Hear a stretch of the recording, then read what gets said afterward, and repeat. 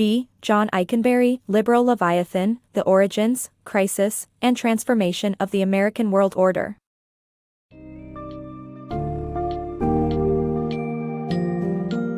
In Liberal Leviathan, The Origins, Crisis, and Transformation of the American World Order, GJohnIkenberry explores the unique American-built system of international order, how it emerged from World War II, thrived through the Cold War, and met challenges in a post-9/11 world. Delving into the mechanisms of balance, command, and consent, the author illustrates how the United States has exercised an organizational authority that has been effective in promoting cooperation, rather than coercion.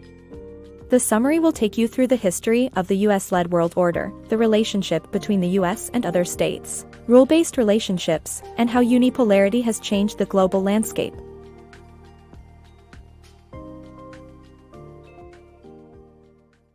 The fragility of global order. Since World War II, the U.S. has been the architect of a successful liberal democratic system upheld by rule-based institutions and Western ideals. However, the Bush administration's attempt to redefine this order as imperial raised questions about America's future and the rise of rival political powers like China. The current system's fragility is being re-evaluated, with new actors adding to the negotiating table.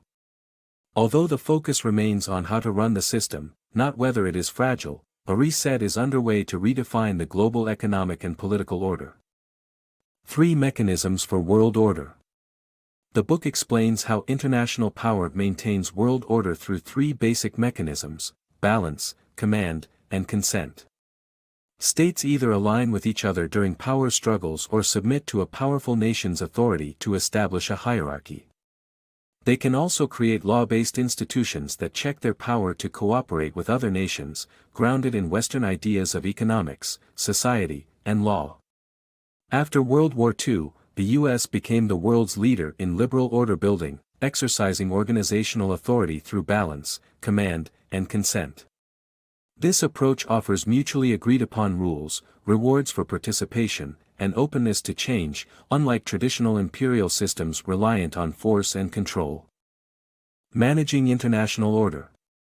Through institutionalizing power structures, states manage international order, surrendering some independence in exchange for a mutually beneficial arrangement. Such rule-based relationships can range from alliances to equal partnerships, with the dominant governance strategy of liberal hegemony being to rule through rules.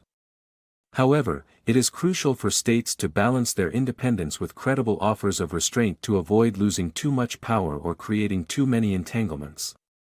By reducing the need for enforcement and fortifying legitimacy, this approach benefits a hegemon like the U.S. The uniqueness of unipolarity. The U.S.'s unipolar dominance is unprecedented since no country has successfully challenged it after the fall of the Soviet Union. The U.S.'s power is propagated through institutions, which diminishes resistance to its dominance. The U.S. is a welcoming hub that offers a share in its benefits and control. Unipolarity, however, poses the risk of internal change, but that would endanger its legitimacy. Creating a counterbalancing power center is difficult and unlikely because other states inherently gain from the current system's benefits, the prevalence of democratic countries, and the elimination of war. The creation of American protected economic order. After World War II, U.S. officials created a global order based on loose free trade zones and security guaranteed by the United Nations. To contain the Soviet Union, American military strength merged with the creation of an open market built on free markets. The U.S. provided an international currency, a large domestic market, and military security. The establishment of the UN was followed by the creation of a supranational collective security entity, which led the West to push for a European federation. The Cold War's end left the U.S. as the world's dominant nation. Predictions of a rapid return to competing power blocs, absent the Cold War standoff, proved mistaken. The democratic world built out of World War II's ashes not only held but strengthened, buttressing the U.S. as the globe's only superpower. America's failed unilateralism. The U.S. shifted from liberal internationalism to conservative nationalism after September 11 and adopted a unilateral approach to foreign policy. The Bush Doctrine stated that the U.S. would tolerate no challenge to its position as the world's greatest power and would send troops anywhere, even without any manifest menace. The administration disdained multinational agreements and believed that foreign policy ventures only needed support from the American public. However, the world rejected this vision of hegemony with imperial characteristics. The Bush rethinking of the global system failed because the U.S. cannot guarantee world security while shunning international input. Navigating the New World Order. As the dominant power, the United States faces the challenge of sustaining global leadership in an era where international norms and institutions are being questioned. The book explores the potential scenarios of how America can position itself in the New World Order. The author insists that the U.S. must move beyond dominance and empire building towards a new order based on mutually agreed upon rules and institutions. This can be achieved by engaging with rising nations, strengthening multilateral agreements, and reinvesting in cooperative systems. As the critical, swing state, China will have a significant role to play in shaping the future of the global system.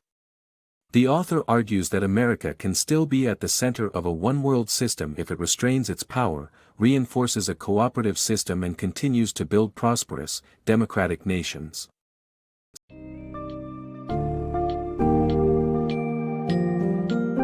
As the summary demonstrates, the US-led liberal world order has played a monumental role in creating a prosperous and cooperative global environment. However, the challenges that emerged during the Bush administration, and the rise of countries such as China, have raised questions about the sustainability and evolution of the current system. Ikenberry suggests that the US can continue to be at the center of this one-world system if it renews its commitment to global rules and institutions, cooperates with other democracies, and adapts to changes in the international landscape. In a time of shifting geopolitical dynamics, the lessons and insights from Liberal Leviathan provide a valuable roadmap for both policymakers and curious readers alike.